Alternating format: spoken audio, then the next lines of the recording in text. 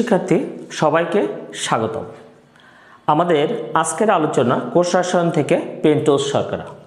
Pentose শর্করা একটি monosaccharide, 5 carbon বিশিষ্ট একটি মোনোস্যাকারাইড হলো পেন্টোজ শর্করা। আর আমরা জানি মোনোস্যাকারাইডগুলো তৈরি হয় অ্যালডিহাইড দিয়ে অথবা কিটোন দিয়ে। অ্যালডিহাইড দিয়ে যে সমস্ত পেন্টোজ শর্করাগুলো তৈরি হয়েছে সেই পেন্টোজ শর্করাগুলো হলো রাইবোজ, ডিঅক্সি রাইবোজ, এছাড়াও রয়েছে জাইলোজ এবং অ্যারাবিনোজ। এরা হলো অ্যালডিহাইড দিয়ে তৈরি হয়েছে।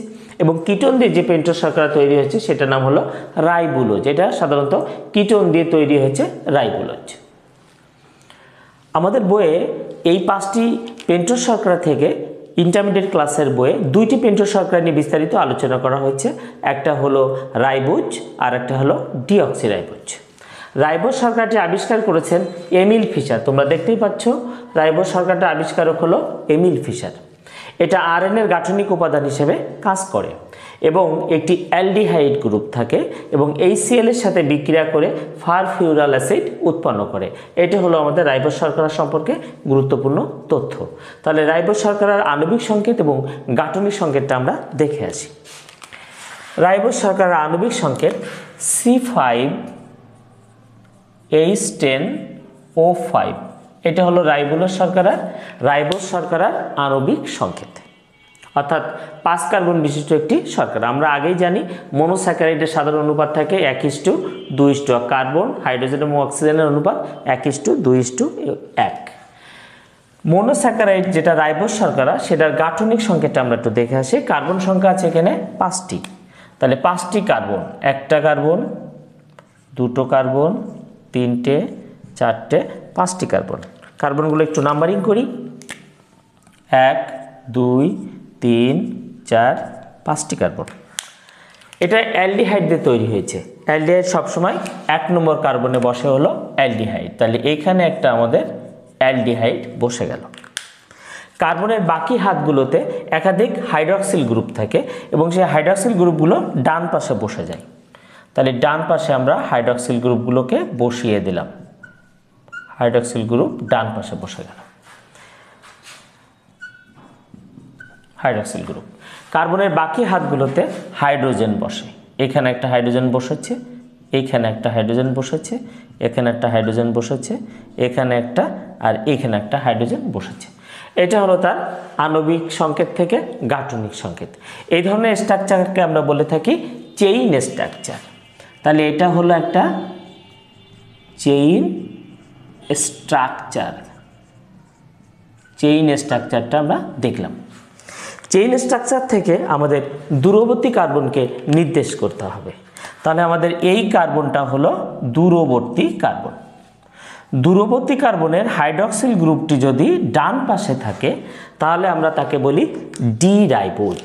তাহলে এটার নাম হয়ে গেল ডি রাইবোজ, কারণ দূরবর্তী কার্বন থেকে হাইড্রক্সিল গ্রুপটা ডান পাশে। ডি অথবা আমরা এটাকে প্লাস দিয়েও চিহ্নিত করতে পারি ডি রাইবোজ বা প্লাস রাইবোজ। ডি কথাটা এসেছে ডেক্সট্রো রোটাটরি থেকে, অর্থাৎ এই দ্রবণটা আলোক সমাণু গঠন করে, ঘড়ির কাঁটার দিকে ঘোরে, ডান দিকে ঘোরে, ডান আবর্তি, এই জন্য এটাকে বলা হয়েছে ডি রাইবোজ। ন্যাচারাল যত রাইবোজ সবই হলো ডি রাইবোজ। এই ধরনের স্ট্রাকচারকে বলে চেইন স্ট্রাকচার। আমরা চেইন স্ট্রাকচার থেকে একটি রিং স্ট্রাকচার করতেছি। একটি রিং স্ট্রাকচার দেখে আসি, অর্থাৎ আমাদের এই রাইবোজ শর্করাকে আমরা একটা রিং স্ট্রাকচারে নিয়ে আসি।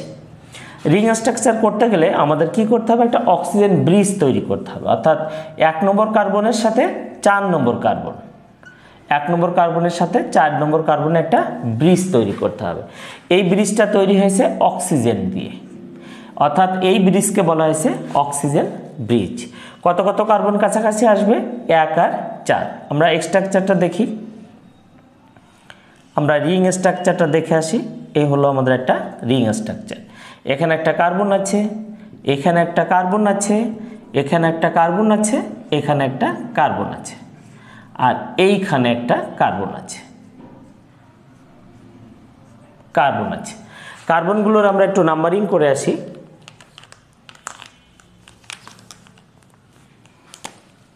এটা হলো আমাদের 1 নম্বর কার্বন, এটা হলো 2, এটা হলো 3, এটা 4 আর এটা হলো 5 নম্বর কার্বন। একটা রিং স্ট্রাকচার আমরা দেখতে পেলাম। এবার কার্বনের হাতে আমি এক হাইড্রক্সিল গ্রুপ এবং হাইড্রোজেনগুলোকে বসিয়ে দিই। 1 নম্বর কার্বনের এই কার্বনটা হলো এই কার্বন, এই হাইড্রক্সিল গ্রুপটা আমরা উপরে বসিয়ে দিলাম। আমরা উপরেও দিতে পারি, নিচেও দিতে পারি। উপরে দিলে হয় বেটা আর নিচে দিলে হয় আলফা। তাহলে আমরা কিন্তু এটা বেটা রাইবোজ আঁকতে যাচ্ছি, অর্থাৎ 1 নম্বর কার্বনের হাইড্রক্সিল গ্রুপটা উপরে বসিয়ে দিয়েছি। তাহলে উপরে বসিয়ে দেওয়ার কারণেই এটা হয়ে গেল বেটা রাইবোজ। এটাকে আমরা উপরে বসিয়ে দিয়েছি। এবার 2 নম্বর কার্বনে দেখো এই হাইড্রক্সিল গ্রুপটা নিচে বসবে। এটা আমরা কিভাবে মনে রাখবো? যে পাশে আমরা ব্রিজটা করব তারা নিচে নিচে বসবে, তাহলে এই হাইড্রোজেনটা বসবে উপরে। 2 নম্বর কার্বন আমাদের লেখা শেষ। 3 নম্বর কার্বনে আসি, এই হাইড্রক্সিল গ্রুপটা নিচে বসবে, কারণ আমরা বলেছি যে পাশ দিয়ে ব্রিজ করব তারা নিচে বসবে, হাইড্রোজেনটা এই পাশে বসবে। 4 নম্বর কার্বন থেকে আসি, 4 নম্বর কার্বনের এই অক্সিজেনটা চলে গেছে কিন্তু ব্রিজে। তাহলে এই অক্সিজেনটা যদি ব্রিজে যায় তাহলে এটা আমার ব্রিজ, এই ব্রিজে অক্সিজেনটা চলে গেছে। তাহলে থাকলো হলো আমাদের 2টা হাইড্রোজেন। 4-এর এই হাতটা খালি আছে, একে একটা, এখানে একটা হাইড্রোজেন বসবে, এবং 4-এর সাথে 1-এর লিঙ্কেজ হয়েছে, 1-এর এই হাতটা খালি আছে, এখানে একটা হাইড্রোজেন বসবে। তাহলে 4 নম্বর কার্বন শেষ। 5 নম্বর কার্বনে এই দুটো হাইড্রোজেনকে আমরা একসাথে CH2 লিখতে পারি, আর এই OH-টা আমরা এখানে বসিয়ে দিলাম। হয়ে গেল আমাদের একটা রিং স্ট্রাকচার। তাহলে এই রিং স্ট্রাকচারটার নাম হলো, যেহেতু 1 নম্বর কার্বনের OH উপরে রয়েছে, তাহলে এটা বেটা, এই যে উপরে টান দিয়ে আমরা লিখে ফেললাম, তাহলে এটা বেটা। আর কোথা থেকে এসেছে? ডি রাইবোজ, তাহলে এটার নাম হলো বেটা ডি রাইবোজ। বেটা ডি রাইবোজ শর্করা আমরা লিখতে পারলাম।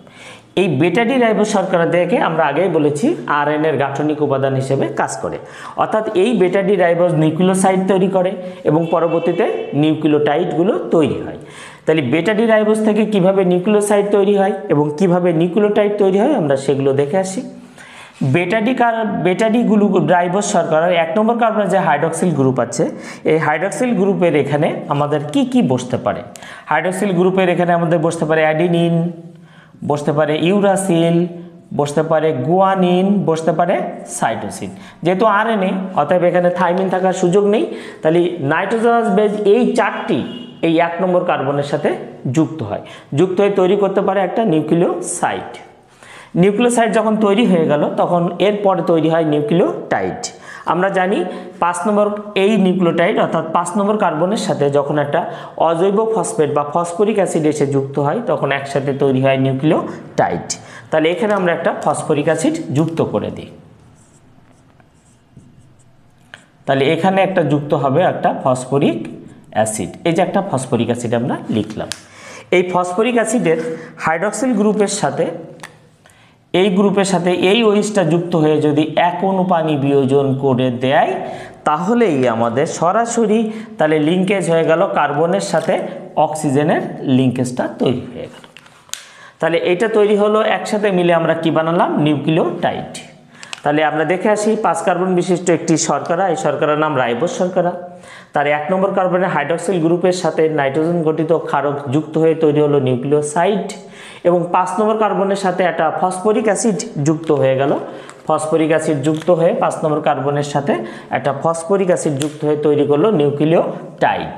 তাহলে এইটাই ছিল আমাদের রাইবোজ শর্করা, যেটা দিয়ে আরএনএ তৈরি হয়। এর পরবর্তী আলোচনা হলো আমাদের ডিঅক্সিরাইবোজ শর্করা।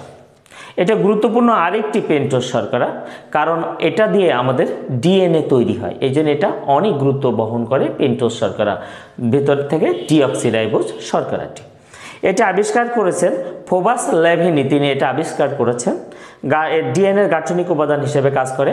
এটাও কিন্তু আমাদের অ্যালডোজ শর্করা, অ্যালডিহাইড দিয়ে তৈরি হয়, এবং মজার ব্যাপারটা হলো এই সেলের সাথে এটা বিক্রিয়া করে লেভুলিনিক অ্যাসিড তৈরি করে। এটা বিক্রিয়া করে তৈরি করে ফারফিউরাল অ্যাসিড, এবং ডিঅক্সিরাইবোজ এই সেলের সাথে বিক্রিয়া করে তৈরি করে লেভুলিনিক অ্যাসিড। তাহলে দেখে আসি আমরা রাইবোজ শর্করার সাথে ডিঅক্সিরাইবোজ শর্করার কি কি গাঠনিক পার্থক্যগুলো রয়েছে সেইগুলো আমরা একটু দেখে আসি। শুরুতে দেখে আসি এর আণবিক সংকেতটা কি হবে। এর আণবিক সংকেত হলো C5H10O4, আগে কিন্তু অক্সিজেন ছিল 5টি, এবার অক্সিজেন হয়ে গেল 4টি, তাহলে একটা অক্সিজেন অবশ্যই ডিলেট হয়েছে। এই ডিলেট কথাটা এসেছে ডি থেকে, তাহলে ডি ফর হলো ডিলেট, তাহলে একটা অক্সিজেন ডিলেট হয়ে গেছে। ডির পরে আমরা দেখি কি লিখেছি, অক্সি, অর্থাৎ ডি অক্সি মানে ডিলেট অক্সিজেন। কোথা থেকে ডিলেট অক্সিজেন হয়েছে? রাইবোজ শর্করা থেকে। তাহলে খুব সহজে দেখেছি এটা রাইবোজ শর্করা, তার থেকে একটা অক্সিজেন ডিলেট হয়েছে বলে এই শর্করাটার নাম হয়ে গেল ডিঅক্সিরাইবোজ শর্করা। আণবিক সংকেতটা দেখলাম, গাঠনিক সংকেতটা দেখে আসি। এর গাঠনিক সংকেত হলো 2টো কার্বন, 3টে কার্বন, 4টে কার্বন, 5টি কার্বন আমরা লিখে ফেললাম। কার্বনের নাম্বারিংগুলো সেরে ফেলি। এটা 1, এটা 2, এটা 3, এটা 4, এটা 5 নম্বর কার্বন। আমরা আগেই জানি এটা অ্যালডোজ শর্করা, তাহলে অ্যালডিহাইড কয় নম্বর কার্বনে বসে? তোমরা সবাই ইতোমধ্যে জেনে ফেলেছো, অ্যালডিহাইডগুলো সবসময় 1 নম্বর কার্বনে বসে। কার্বনের বাকি হাতগুলোতে বসবে হাইড্রক্সিল গ্রুপ। বাকি হাতগুলোতে আমরা হাইড্রক্সিল গ্রুপগুলো বসিয়ে দিলাম। দেখো আমরা 2 নম্বরটা খালি রাখছি, এই কারণে খালি রাখলাম, এই যে অক্সিজেনটা কমে গেছে, কমে 4 হয়েছে, এটা কিন্তু 2 নম্বর কার্বন থেকে অক্সিজেনটা কমে গেছে। এখানে শুধুমাত্র হাইড্রক্সিলের পরিবর্তে হাইড্রোজেন বসবে। কার্বনের বাকি হাতগুলোতে আমরা হাইড্রোজেন বসিয়ে দিলাম, বাকি হাতগুলোতে হাইড্রোজেনকে বসিয়ে দিলাম। তৈরি হয়ে গেল আমাদের একটা চেইন স্ট্রাকচার। তাহলে এই স্ট্রাকচারটার নাম হলো চেইন স্ট্রাকচার। তাহলে এখানে এই চেইন স্ট্রাকচারের সাথে এই চেইন স্ট্রাকচারের পার্থক্যটা কোথায়? এটা 2 নম্বর কার্বনে হাইড্রক্সিল আছে, আর এটা 2 নম্বর কার্বনে হাইড্রক্সিলটা নাই, তার পরিবর্তে একটা হাইড্রোজেন বসে আছে। এই কারণে আণবিক সংকেতে অক্সিজেনটা একটা কমে গেছে। এর দূরবর্তী কার্বনটাকে আমরা একটু নির্দেশ করি। দূরবর্তী কার্বনটা হলো আমাদের, এইটা হলো দূরবর্তী কার্বন। দূরবর্তী কার্বন, দূরবর্তী কার্বনের হাইড্রক্সিল গ্রুপটা দেখো কোন পাশে আছে? ডান পাশে আছে। ডান পাশে থাকলে আমরা বলে থাকি ডি, তাহলে এইটার নাম হলো ডি 2-ডিঅক্সিরাইবোজ। তাহলে এটার নাম দিলাম আমরা কি? ডি 2-ডিঅক্সিরাইবোজ। এমন নাম কেন? ডি, ডি কথাটা এসেছে দূরবর্তী কার্বনের হাইড্রক্সিল গ্রুপটা ডান পাশে আছে, তাহলে ডি 2-ডিঅক্সি। 2 মানে কি? 2 নম্বর কার্বন থেকে। ডি শব্দের অর্থ হলো ডিলেট, অক্সি মানে হলো অক্সিজেন। তাহলে খুব সহজে বুঝেই ফেলেছি 2 নম্বর কার্বন থেকে অক্সিজেনটা ডিলেট হয়ে গেছে। কোন শর্করা থেকে? রাইবোজ শর্করা থেকে। তাহলে ডি 2-ডিঅক্সিরাইবোজ শর্করা। আমরা একটা চেইন স্ট্রাকচারটা দেখে ফেললাম। চেইন স্ট্রাকচার থেকে আমরা একটা রিং স্ট্রাকচার তৈরি করি। তাহলে রিং স্ট্রাকচার যখন তৈরি করব, 1 নম্বর কার্বনকে নিয়ে আসবো আমরা 4 নম্বর কার্বনের কাছে, এবং সেটা যুক্ত করব কি দিয়ে? অক্সিজেন দিয়ে। তাহলে এখানেও কিন্তু একটা অক্সিজেন ব্রিজ তৈরি হচ্ছে। 1 নম্বর কার্বনকে ঘুরে আমরা 4 নম্বর কার্বনের কাছে নিয়ে আসছি।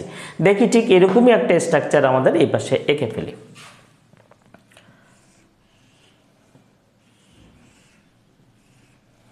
তাহলে এখানে একটা কার্বন আছে, এখানে একটা কার্বন আছে, এইখানে একটা কার্বন আছে, এখানে একটা কার্বন আছে, আর এইখানে একটা কার্বন আছে। কার্বনের বাকি হাতগুলোতে আমরা বসায় দিলাম। এবার একটু নাম্বারিংগুলো সেরে ফেলি। তাহলে এটা হলো আমাদের 1 নম্বর কার্বন, এটা 2 নম্বর কার্বন, এটা 3, এটা 4, আর এটা হলো 5 নম্বর কার্বন। আর এই উপরে যে দাগটা দেখতে পাচ্ছি, এটা হলো আমাদের অক্সিজেন ব্রিজ তৈরি হয়েছে। 1 নম্বর কার্বনে আসি। 1 নম্বর কার্বনে এই কার্বনটা হলো আমাদের এই কার্বন, এই হাইড্রক্সিল গ্রুপটা আমরা এখানে বসিয়ে দিলাম। তাহলে রিং স্ট্রাকচারের ক্ষেত্রে 1 নম্বর কার্বনের ওই যদি উপরে থাকে তাহলে আমরা কি শিখেছি? বেটা। এবং 1 নম্বর কার্বনের ওই যদি নিচে থাকে তাহলে আলফা। তাহলে আমরা কি লিখেছি? বেটা লিখেছি, অর্থাৎ হাইড্রক্সিল গ্রুপটা বেটা পজিশনে বসে আছে।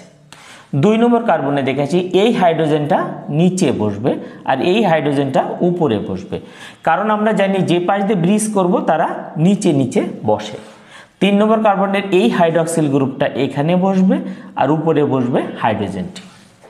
4 নম্বর কার্বনটা একটু আমাদের খেয়াল করতে হবে, কারণ এখানে অক্সিজেনটা চলে গেছে কিন্তু ব্রিজে, অর্থাৎ এই ব্রিজে চলে গেছে অক্সিজেন।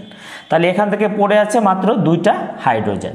4-এর এই হাতে একটা হাইড্রোজেন বসবে আর এই হাতে একটা হাইড্রোজেন বসবে, কারণ আমি লিঙ্কেজ করেছি 1-এর সাথে 4 লিঙ্কেজ করেছি। তাহলে হাইড্রোজেনটা এখানে একটা বসবে, এখানে একটা হাইড্রোজেন বসে যাবে। এরপরে আমরা চলে আসি 5 নম্বর কার্বন। এখানে দেখি এই দুটো হাইড্রোজেন মিলে আমরা কি লিখলাম, CH2, আর এই OHটা এখানে বসে দিলাম। তাহলে আমরা বুঝতেই পেরেছি আমরা একটা রিং স্ট্রাকচারটাকে পূর্ণ করে ফেললাম। তাহলে এই রিং স্ট্রাকচারটার নাম কি হবে, যেহেতু 1 নম্বর কার্বনের OH আমাদের উপরে রয়েছে, তাহলে এটার নাম হবে বেটা। তারপরে কোথা থেকে এসেছে, D2-ডিঅক্সি রাইবোজ, তাহলে এটার নাম হবে বেটা D2-ডিঅক্সি রাইবোজ, বেটা 2-ডিঅক্সি রাইবোজ শর্করা। তাহলে এটা নাম আমরা সহজে বুঝতে পেরেছি, এটার নাম হয়ে গেল বেটা D2-ডিঅক্সি রাইবোজ শর্করা। তাহলে কেন বেটা আমরা বুঝে ফেলেছি, 1 নম্বর কার্বনের OH উপরে। ডি কেন বুঝেছি, যেহেতু এটা ডান আবর্তী। আবার 2 কেন বুঝেছি, 2 নম্বর কার্বন থেকে অক্সিজেনটা কি হয়েছে, ডি মানে ডিলেট হয়েছে অক্সিজেন, কার কাছ থেকে, রাইবোজ শর্করার কাছ থেকে। তাহলে এটার নাম হলো বেটা D2-ডিঅক্সি রাইবোজ। তাহলে এটা দিয়ে কি তৈরি হয়, আমাদের ডিএনএ তৈরি হয়। ডিএনএ তৈরি করতে গেলে এটাও আমাদের নিউক্লিওসাইড তৈরি করতে হবে, নিউক্লিওটাইড তৈরি করতে হবে। তাহলে আমরা জানি নিউক্লিওসাইড তৈরি করতে গেলে এর সাথে যুক্ত হবে কি, নাইট্রোজেন গঠিত ক্ষারক। কি কি নাইট্রোজেন গঠিত ক্ষারক এর সাথে যুক্ত হয় সেগুলো দেখে আসি। অ্যাডিনিন যুক্ত হতে পারে, থাইমিন যুক্ত হতে পারে, গুয়ানিন যুক্ত হতে পারে, সাইটোসিন। এই 4টা নাইট্রোজেন গঠিত ক্ষারক তারা কোথায় যুক্ত হবে, এই 1 নম্বর কার্বনের হাইড্রক্সিল গ্রুপকে প্রতিস্থাপিত করে হয় অ্যাডিনিন যুক্ত হবে, না থাইমিন যুক্ত হবে, না হলে গুয়ানিন যুক্ত হবে, না হলে সাইটোসিন যুক্ত হবে। 4টে যে কোনো একটা যুক্ত হলে তৈরি হবে নিউক্লিওসাইড। এরপরে চলে আসি একটা অজৈব ফসফেটের সাথে যুক্ত হয়ে তৈরি করবে নিউক্লিওটাইড। আমরা এখানে একটা অজৈব ফসফেট যুক্ত করে দিই। তাহলে অজৈব ফসফেটটা যুক্ত হয় কয় নম্বর কার্বনের সাথে, আমরা সবাই ইতিমধ্যে জেনে ফেলেছি 5 নম্বর কার্বনের সাথে একটা অজৈব ফসফেট যুক্ত হয়ে গেল। কিভাবে যুক্ত হলো, এই হাইড্রোজেনটা আর এই OHটা সবাই মিলে এখান থেকে যদি 1 অণু পানি বিয়োজন করে দেওয়া হয় তাহলে কি হলো, তাহলে এই অক্সিজেনের সাথে সরাসরি এই কার্বনের একটা বন্ড তৈরি হয়ে গেল। এই যে বন্ড, এইগুলোকে বলা হয়েছে অ্যাস্টার বন্ড তৈরি হয়েছে। এই বন্ড মিলে এই 3টাকে একত্রে মিলে আমরা বলবো নিউক্লিওটাইড। তাহলে এটাই ছিল আমাদের আজকের পেন্টোজ সুগার সম্পর্কে আলোচনা। পেন্টোজ সুগার থেকে আমরা 2টা জিনিস খুব স্পষ্টতার সাথে শিখে ফেললাম, একটা রাইবোজ শর্করা এবং একটা ডিঅক্সি রাইবোজ শর্করা। পরীক্ষার সময় এই 2টা রিং থেকে তোমাকে সিকিউ এর কোশ্চেনের সময় খেয়াল রাখতে হবে, এই 2টা রিং দেখে তোমাকে সহজেই চিনতে হবে কোনটা রাইবোজ এবং কোনটা ডিঅক্সি রাইবোজ।